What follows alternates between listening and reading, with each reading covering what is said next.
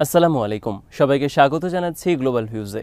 আপনাদের সঙ্গে আছে আমি তাসনিম হোসাইন। আজ জানাবো আন্তর্জাতিক গণমাধ্যমে আলোচিত সংবাদ ও বিশ্লেষণ। হিজবুল্লাহর ব্যালিস্টিক হামলার পর বেশ কিছু লাশ পড়েছে তেল আবিবে, রক্ত ঝরছে বহু ইহুদিবাদীর।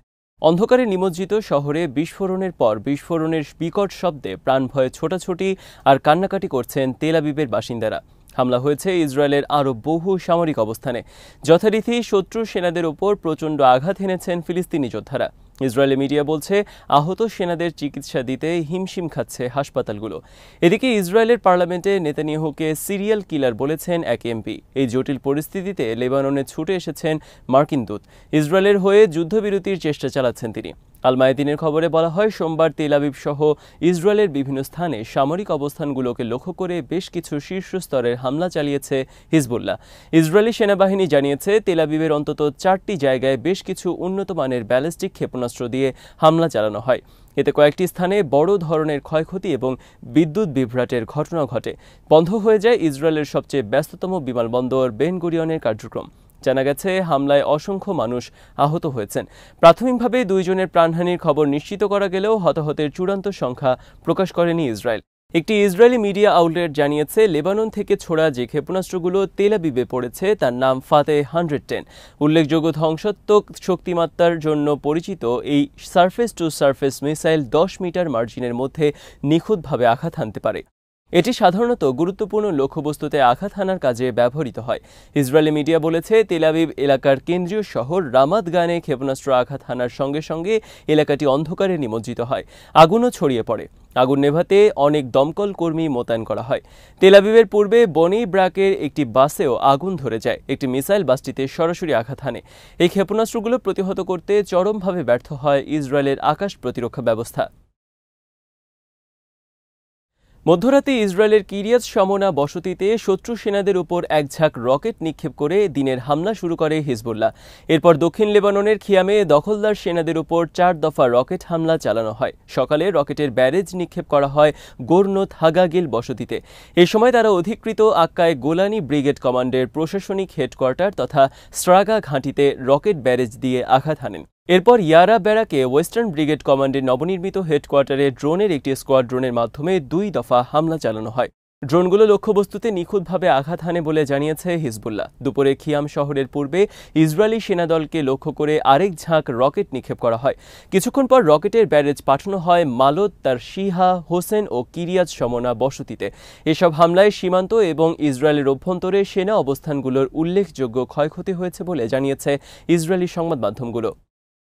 ইসরায়েলের স্বাস্থ্য মন্ত্রণালয় স্বীকার করেছে, সর্বশেষ 24 ঘণ্টায় হামলার শিকার হয়ে 36 জনকে উত্তরাঞ্চলের হাসপাতালগুলোতে ভর্তি করা হয়েছে। এর মধ্যে নাহারিয়া হাসপাতালে 19, সাফেদের জিভ হাসপাতালে 8, কার্মেল হাসপাতালে 5, বনেই জিয়ন হাসপাতালে 2 এবং হাইফার রামবাম হাসপাতালে এবং হিলেল ইয়াফে হাসপাতালে 1 জন করে ভর্তি হন। তাদের স্বীকারোক্তি অনুযায়ী গত বছরের 10 অক্টোবর থেকে এ পর্যন্ত 22,240 জনকে যুদ্ধজনিত আঘাত নিয়ে বিভিন্ন হাসপাতালে ভর্তি করা হয়েছে। এর আগে এই মাসে ইসরায়েলি মিডিয়া জানিয়েছিল, নভেম্বরের শুরু থেকে এ পর্যন্ত উত্তর গাজায় 24 ইসরায়েলি নিহত হন। এর মধ্যে 12 নভেম্বর জাবালিয়া শরণার্থী শিবিরে নিহত হন 5 জন। এই তথ্য ইসরায়েলি বাহিনীর দেয়া।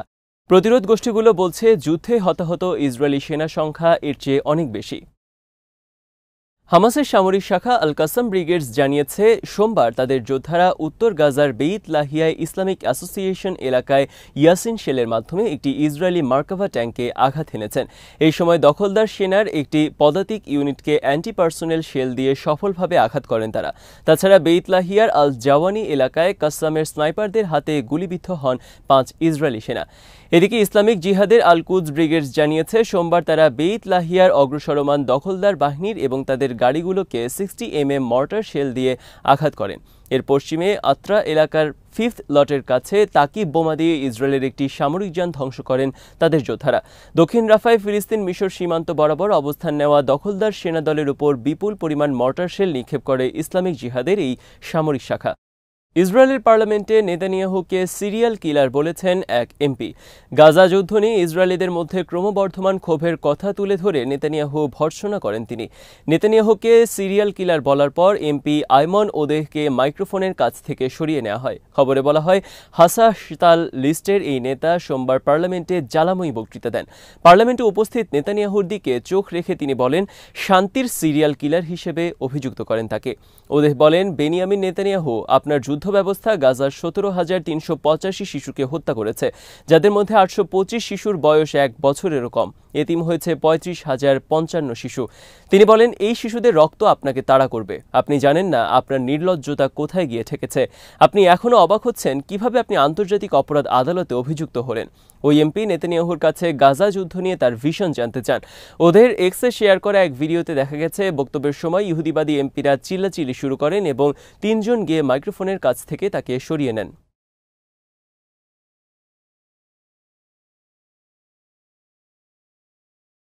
ফিলিস্তিনি প্রতিরোধ আন্দোলন হামাস তার রাজনৈতিক দপ্তর কাতার থেকে তুরস্কে সরিয়ে নিয়েছে বলে ইসরায়েলি গণমাধ্যমগুলো যে খবর প্রচার করেছে তাকে কঠোর ভাষায় প্রত্যাখ্যান করেছে হামাস। হামাসের একাধিক সূত্র বলছে, এটি এমন একটি অসভ্য গুজব যা দখলদার সরকার মাঝে মধ্যে প্রচার করে বেড়ায়। তাছাড়া আঙ্কারার একটি কূটনৈতিক সূত্র হামাসের রাজনৈতিক দপ্তর থেকে কাতার থেকে তুরস্কে স্থানান্তরের খবর অস্বীকার করেছে। সূত্রটি বলেছে, হামাসের রাজনৈতিক দপ্তরের সদস্যরা প্রায় তুরস্ক সফর করেন, কিন্তু তাদের দপ্তর তুরস্কে স্থানান্তর করা হয়েছে বলে যে দাবি করা হচ্ছে তা সত্য নয়। তুরস্কের পররাষ্ট্র মন্ত্রণালয়ও ইসরায়েলি গণমাধ্যমের এই সংক্রান্ত খবর প্রত্যাখ্যান করেছে। মন্ত্রণালয় বলেছে, হামাসের রাজনৈতিক দপ্তর কাতার থেকে তুরস্কে স্থানান্তর করার খবরে সত্য প্রতিফলিত হয়নি। সোমবার টাইমস অফ ইসরায়েল একজন আরব কূটনীতিকের বরাতে দাবি করে, হামাসের প্রবাসী নেতাদেরকে গত সপ্তাহে কাতার থেকে বের করে দেওয়া হয়েছে এবং তারা তাদের দপ্তর তুরস্কে সরিয়ে নিয়েছেন। এদিকে কাতার পররাষ্ট্র মন্ত্রণালয়ের মুখপাত্র মাজেদ বিন মোহাম্মদ আল আনসারি তার দেশ থেকে হামাস নেতাদের বহিষ্কারের খবরকে ত্রুটিযুক্ত বলে মন্তব্য করেছেন। 2012 থেকে হামাসের প্রবাসী নেতারা কাতারের রাজধানী দোহায় অবস্থিত রাজনৈতিক দপ্তরে দায়িত্ব পালন করে আসছিলেন। তবে হামাসের নেতাদেরকে আশ্রয় দেওয়ার কাতারি পদক্ষেপকে ভালো চোখে দেখেনি যুক্তরাষ্ট্র। মার্কিন সরকার সাম্প্রতিক সময়ে কাতার থেকে হামাস নেতাদের বহিষ্কার করার জন্য দোহার উপর ব্যাপক চাপ সৃষ্টি করেছে। লেবাননের রাজধানী বৈরুতে বিমান হামলা চালিয়ে হিজবুল্লাহর মুখপাত্রকে হত্যা করার তীব্র নিন্দা জানিয়েছে ইরানের ইসলামী বিপ্লবী গার্ড বাহিনী IRGC। বৈরুতে সিরিয়ার বাথ পার্টি দপ্তরে রোববার ইসরায়েলি বিমান হামলায় হিজবুল্লাহর মুখপাত্র মোহাম্মদ আফিফ নিহত হন। বৈরুতের ঘনবসতিপূর্ণ রাস আল নাবা এলাকায় হিজবুল্লাহর মুখপাত্রকে টার্গেট করেই হামলা চালানো হয়। এই নিয়ে IRGC তেহরানে প্রকাশিত এক বিবৃতিতে বলেছে, নিঃসন্দেহে দখলদার বাহিনীর এই অপরাধযোগ্য সত্য ও স্বচ্ছতার বিরুদ্ধে হামলা, যা হিজবুল্লাহ দৃঢ় কণ্ঠস্বরের বিশ্বব্যাপী বিস্তারকে ব্যাহত করবে না। এতে আরও বলা হয়, এই জঘন্য অপরাধ হিজবুল্লাহ যোদ্ধাদের মধ্যে ঘৃণা ও প্রতিশোধের অনুভূতিকে গভীর করার পাশাপাশি ইহুদিবাদীদের মধ্যে ভীতি তৈরি করবে। IRGC আরও বলেছে, আফিফ বর্তমান সংবেদনশীল সন্ধিক্ষণে বিচক্ষণ ভূমিকা পালন করেছেন। বিশেষ করে তিনি ফিলিস্তিনি জনগণ এবং হামাসকে সমর্থন করতে গিয়ে ইসরায়েলের বিরুদ্ধে লড়াইয়ে প্রতিরোধ যোদ্ধাদের দৃঢ়তা বিশ্ববাসীর সামনে তুলে ধরেছেন। রয়টার্স জানিয়েছে, কিছু অস্পষ্ট পয়েন্ট নিয়ে প্রশ্ন থাকলেও যুক্তরাষ্ট্রের যুদ্ধবিরতির প্রস্তাব মোটা দাগে গ্রহণ করেছে লেবানন সরকার এবং হিজবুল্লাহ। এই বিষয়ে জানেন এমন এক শীর্ষ লেবানিজ কর্মকর্তা সোমবার এই তথ্য জানিয়ে এই প্রচেষ্টাকে যুদ্ধবন্ধের সবচেয়ে আন্তরিক উদ্যোগ বলে উল্লেখ করেন। তবে আলোচনার সঙ্গে যুক্ত এক কূটনীতিক সতর্ক করে বলেছেন, কিছু বিষয় এখনও চূড়ান্ত করা বাকি আছে যা চুক্তি সম্পন্ন হতে বিলম্ব ঘটাতে পারে। রয়টার্সকে মার্কিন সূত্র জানায়, চুক্তি করার চেষ্টায় মার্কিন দূত আমোস জে হোচস্টেইন মঙ্গলবার বৈরুত সফরে যাবেন। গত বছর একাধিক ব্যর্থ যুদ্ধবিরতি আলোচনার পর হোচস্টেইন গত সপ্তাহে একটি সমঝোতা হতে পারে বলে আশা প্রকাশ করেছিলেন। লেবাননের সংসদের স্পিকার নবিহ বেরির সহকারী আলী হাসান খলিল বলেছেন, লেবানন সোমবার মার্কিন রাষ্ট্রদূতের কাছে তাদের লিখিত প্রতিক্রিয়া হস্তান্তর করেছে। হিজবুল্লাহ তাদের দীর্ঘদিনের মিত্র বেরিকে যুদ্ধবিরতি আলোচনার দায়িত্ব দিয়েছেন। খলিল বলেন, আমরা যেসব মন্তব্য দিয়েছি তা জাতিসংঘের রেজুলেশন 1701-এর সব শর্ত মেনে চলার বিষয়টি নিশ্চিত করে। তিনি জানান, এখন এই উদ্যোগের সাফল্য ইসরায়েলের উপর নির্ভর করছে। লেবাননের সর্বশেষ কূটনৈতিক মূল্যায়ন নিয়ে ইসরায়েলের পক্ষ থেকে তাৎক্ষণিক কোনো মন্তব্য পাওয়া যায়নি। লেবাননের স্পিকার নবিহ বেরি বলেন, কূটনৈতিক ক্ষেত্রে একটি ইতিবাচক পরিবেশ দেখা যাচ্ছে, তবে সময়ের আগেই আশাবাদী হয়ে উঠতে সতর্ক করেন তিনি।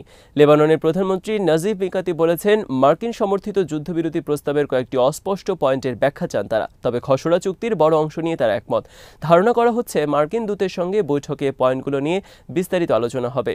আল জাজিরা জানিয়েছে সোমবার গাজায় ইসরায়েলি হামলায় অন্তত 50 জন নিহত হয়েছেন। 7 অক্টোবর থেকে ইসরায়েলি হামলা শুরুর পর এ পর্যন্ত অন্তত 43,922 ফিলিস্তিনি নিহত হয়েছেন এবং লেবাননের মধ্য বৈরুতে সোমবার ইসরায়েলি হামলায় আরও 5 জন নিহত হয়েছেন। এক বছরেরও বেশি সময় ধরে লেবাননে ইসরায়েলি হামলায় নিহত হন অন্তত 3,516 জন। যুক্তরাষ্ট্রের সরবরাহ করা ক্ষেপণাস্ত্র দিয়ে রাশিয়ার ভেতরে হামলা চালাতে প্রেসিডেন্ট জো বাইডেন ইউক্রেনকে অনুমতি দেওয়ার পর এই ঘটনাকে কেন্দ্র করে তৃতীয় বিশ্বযুদ্ধের হুঁশিয়ারি দিয়েছে রাশিয়া। রুশ সংসদের উচ্চকক্ষের ফরেন অ্যাফেয়ার্স কমিটির উপপ্রধান ভ্লাদিমির জাভারভ বলেছেন, এই সিদ্ধান্ত তৃতীয় বিশ্বযুদ্ধ শুরুর দিকে একটি বড় পদক্ষেপ। তিনি বলেন, যে পাগল লোকজন ন্যাটোকে সরাসরি আমাদের দেশের সঙ্গে যুদ্ধের দিকে নিয়ে যাচ্ছে, খুব শিগগিরই তারা ভয়ানক কষ্ট পাবেন। গত জুনে পুতিন হুঁশিয়ারি দিয়েছিলেন, ন্যাটো ইউক্রেনকে রুশ ভূখণ্ডে হামলার অনুমতি দিলে মস্কো পাশ্চাত্যের লক্ষ্যবস্তুগুলোতে আঘাত হানার জন্য অন্যদের দূরপাল্লার অস্ত্র সরবরাহ করতে পারে। তিনি বলেন, দেশের সার্বভৌমত্ব হুমকির মুখে পড়লে মস্কো পারমাণবিক অস্ত্র ব্যবহার করতে দ্বিধা করবে না। ক্রেমলিনের প্রেস সেক্রেটারি দিমিত্রি পেসকভ বলেছেন, এটি পরিষ্কার যে ওয়াশিংটনের বিদায়ী প্রশাসন কিছু পদক্ষেপ নিতে চায়, যার মাধ্যমে তারা আগুনে ঘি ঢেলে উত্তেজনা আরও বাড়িয়ে দেবেন। আজ এখানেই শেষ করছি। সবাই ভালো থাকুন, সুস্থ থাকুন আর দেখতে থাকুন বিডি ভিউজ। চ্যানেলটি ভালো লাগলে সাবস্ক্রাইব করুন, সংযুক্ত থাকুন আমাদের ফেসবুক পেজে। আল্লাহ হাফেজ।